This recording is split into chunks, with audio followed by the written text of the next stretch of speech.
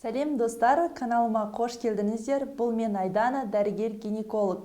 Егер видео ұнайтын болса, міндетті түрде каналға жазылып, лайк басып, және комментарий бөліміне өзіңізді мазалаған денсаулыққа қатысты кез келген сұрақтарыңызды қойсаңыздар болады. Міндетті түрде жауап беретін боламын. Және де каналға салынған видеоларды жіберіп алмас үшін міндетті түрде қоңырау белгісін басып кетуді ұмытпаңыз. Бүгінгі видеомыздың тақырыбы жатыр түтігі, яғни трубалардың өткізгіштігін, проходимості қалай тексереміз және бұл не үшін қажет? Жатыр түтігінің өткізгіштігінің болуы, ол жүкті болуда өте маңызды қызмет атқаратын мүшелердің бірі болып табылады және қызметі болып табылады. Себебі әйел мен ер адамның ұрығы кездесетін ағза ол осы жатыр түтігі. Егер жатыр түтігінде қандай да бір спайкалық түзілістер, немесе ол жердің бітеу болуы, тұйық болуы, немесе бір-біріне жабысып қалуы, ол жүктіліктің болмауына алып келеді.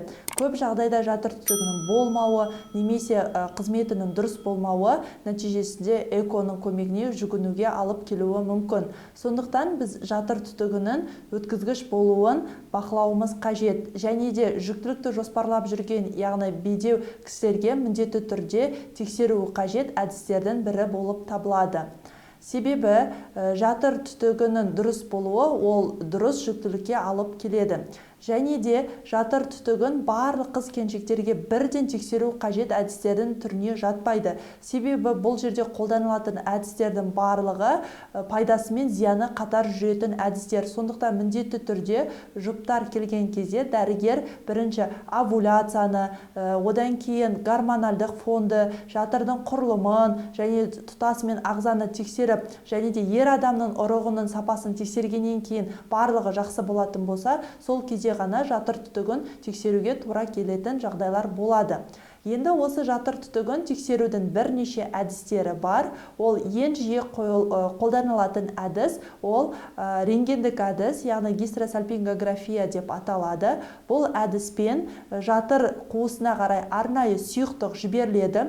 Ол сұйықтық жатырдың қуысы арқылы жатыр түтіктеріне өтеді, және де жатыр түтігінің өткізгіштігі сақталған болатын болса, бар болатын болса, сол сұйықтық іш қуысына қарай ағуы қажет. Және дәл осы кезде рентгеннің көмегімен біз арнайы сурет аламыз. Және де осы арқылы біз жатырда өткізгіш бар ма, жоқ па соны анықтай аламыз. Егер жатырдың бітеу болуы немесе ешқандай өткізгіш болмайды болса, онда сәйкесінше рентгендік суреттен біз жатыр қуысына іш қуысына қарай ешқандай сұйықтықты көрмейміз. Соған байланысты дәрігерлер көбінесе қорытынды береді, яғни жатыр түтігі сақталған немесе ешқандай өткізгіштігі жоқ деп. Соған байланысты болашақта ем және жүктілікті жоспарлау тактикалары анықталады. Келесі әдіс ол ультрадыбыстық зерттеу әдісі арқылы және де қазіргі таңда Қазақстанның бірнеше клиникаларында жүзеге асырылатын әдістердің бірі болып табылады. Бұл әдіс жоғарғы рентгендік әдістен ерекшелігі сұйықтықты біз ағуын, ақпауын іш қуысына арнайы ультрадыбыстық зерттеу, яғни УЗИ-дің көмегімен бақылай аламыз. Және де бұл ақпараттылығы жоғарғы айтқан әдіспен пара-пар десек те болады. Өкінішке орай барлық клиникаларда, барлық аймақтарда жасалмайды. Сондықтан жиі біз рентгендік әдіске жүгінеміз.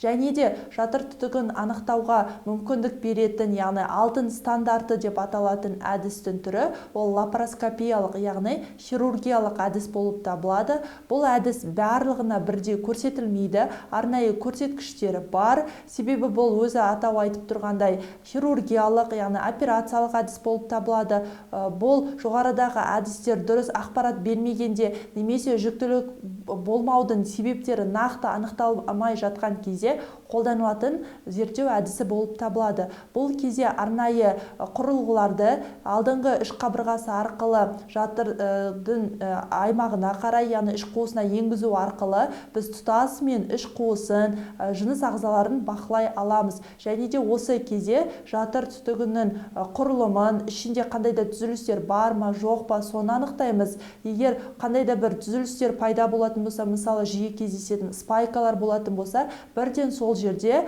емдеу шарасын жүргізіп кетеміз. Яғни лапароскопиялық әдіс ол бір жағынан диагностикалық, яғни анықтау әдісі болып табылатын болса, екінші жағынан ем-шаралық әдіс болып табылады. Сондықтан да бұл барлығына бірдей көрсеткіш болып табылмайды.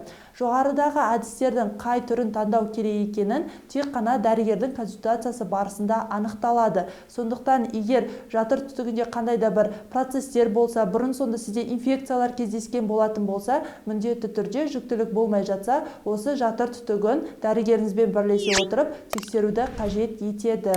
Егер видео ақпаратты болса, міндетті түрде еңбегімді бағалап, каналға жазылуды ұмытпаңыздар. Сау болыңыздар.